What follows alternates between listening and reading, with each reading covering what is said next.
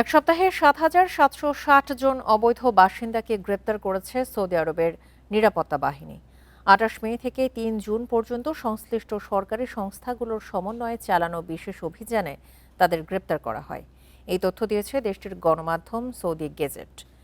এতে বলা হয়েছে, গ্রেপ্তার ব্যক্তিদের মধ্যে ৪,০৬০ জন রেসিডেন্সি বা আকামা আইন লঙ্ঘন করেছেন, ২,৫৭৪ জন সীমান্ত নিরাপত্তা আইন এবং ১,১২৬ জন শ্রম আইন অমান্য করেছেন।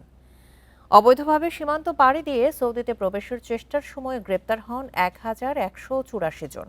তাদের মধ্যে ৭০% ইথিওপিয়ার ও ২৮% ইয়েমেনের নাগরিক, বাকি ২% অন্য দেশের নাগরিক।